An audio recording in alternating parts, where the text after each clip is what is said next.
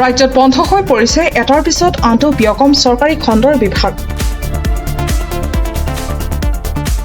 ইয়াৰে অন্যতম হৈছে অসম খাদী আৰু গ্ৰামোদ্যোগ বৰ্ডৰ দ্বাৰা পৰিচালিত খাদী উৎপাদন কেন্দ্ৰ। ৰাজ্য তথা গ্ৰাম্য অঞ্চলক অৰ্থনৈতিকভাৱে শক্তিশালী কৰাৰ উদ্দেশ্যেৰে প্ৰতিষ্ঠা কৰা এয়া হৈছে বস্ত্ৰ নগৰীত স্থাপন কৰা শুৱালকুছি খাদী উৎপাদন কেন্দ্ৰ।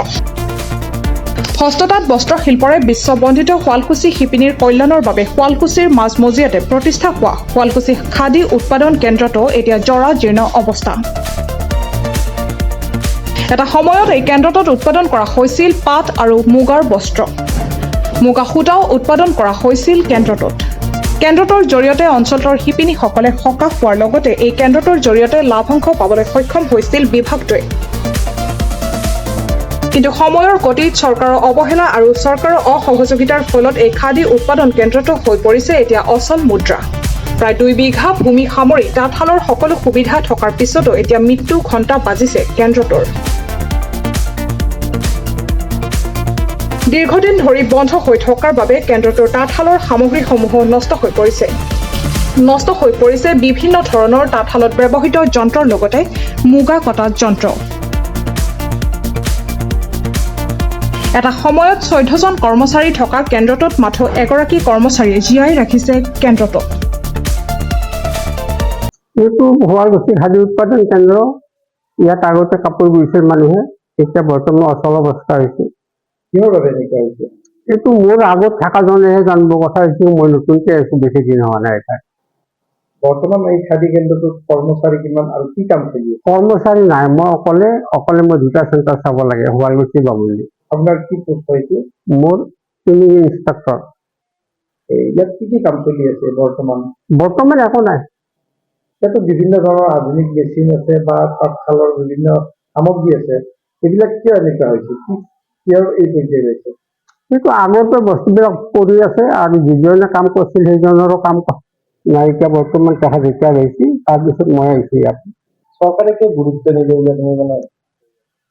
সেইটো হেড অফিচেহে জানিব। এতিয়া আমিতো ফিল্ডত থকা মানুহ, হেড অফিচেহে কথা সেইবিলাক পৰিচালনা হেড অফিচেহে কৰে, আমিতো নাই হেৰি নকৰো। অসমৰ এটি আগশাৰীৰ অনুষ্ঠান খাদী উদ্যোগ এই প্ৰতিষ্ঠান আৰু মহামানৱ মহাত্মা গান্ধীৰ এটি সপোন আছিল যে গ্ৰামাঞ্চল অঞ্চলত এই খাদী উদ্যোগ প্ৰতিষ্ঠা কৰি সেই অঞ্চলৰ মানুহখিনিক চহকী কৰাৰ আৰু কৰবাত যেন এতিয়া বৰ্তমান সেই যি সপোন কৰবাত নহয় কৰবাত যেন এতিয়া কোনেও যেন গুৰুত্ব দিয়া নাই, কোনেও চৰকাৰে যেন এই ক্ষেত্ৰত কোনো ধৰণৰ দায়িত্ব তেখেতসকলে সুচাৰুৰূপে পালন কৰা নাই, তাৰে এটা উদাহৰণ আমাৰ এই শুৱালকুছিৰ খাদী উদ্যোগ।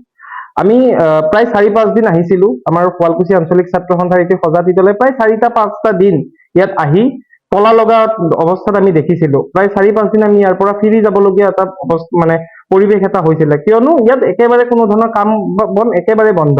আৰু শুৱালকুছিৰ মাজমজিয়াত থকা বিশেষকৈ বস্ত্ৰশিল্পৰ লগত জড়িত এখন গাঁও বস্ত্ৰ নগৰী শুৱালকুছি, আৰু এই শুৱালকুছিৰ অঞ্চলত থকা এই খাদী উদ্যোগটো অচল অৱস্থাত থকা এটাই কথাই বুজাইছে যে শুৱালকুছিখনকে ধৰি এই খাদী উদ্যোগটোৰ প্ৰতি যেন চৰকাৰৰ কোনো ধৰণৰ দায়িত্ব বা তেখেতসকলৰ যে কোনো কিবা ধৰণৰ যে দায়িত্ব থাকিব লাগে, তেখেতসকলে সেই বস্তুটো পালন কৰাৰ ক্ষেত্ৰত সম্পূৰ্ণৰূপে ব্যৰ্থ হোৱা আমি দেখিবলৈ পাইছো। আৰু এই ক্ষেত্ৰত আমি বিভাগীয় কৰ্তৃপক্ষৰ লগতে চৰকাৰখনক দাবী জনাব বিচাৰিছো যে এই ধৰণৰ খাদী উদ্যোগ আপোনালোকে জীৱিত কৰি তোলক। কাৰণ কিয়নো এই খাদী উদ্যোগত আমাক প্ৰয়োজনীয়তা আছে, বিশেষকৈ শুৱালকুছি অঞ্চলত খাদী উদ্যোগৰ দৰে প্ৰতিষ্ঠান আমাক লাগে। আৰু বিভিন্ন ধৰণৰ আমাৰ ইয়াত নিবনুৱাৰ সংখ্যা বহুখিনি আছে, শিপিনী আছে নিবনুৱা, তেখেতসকলক ইয়াতে তেখেতসকলক একোটা কৰ্মত ব্যস্ত কৰি তেখেতসকলক নিবনুৱাৰ পৰা পৰিত্ৰাণ দিয়াৰ বাবে আমি দাবী জনাইছো। আৰু এই অনুষ্ঠানটোক অতি সোনকালে বিভাগীয় কৰ্তৃপক্ষৰ লগতে চৰকাৰত গুৰুত্ব প্ৰদান কৰি অতি সোনকালে ইয়াৰ এটা ভাল ৰূপলৈ যাতে আনিব পাৰে, তাৰ বাবে আমি দাবী জনাইছো। শুৱালকুছিৰ পৰা শিৱৰাম বৈশ্যৰ ৰিপৰ্ট, প্ৰাত টাইম ডিজিটেল।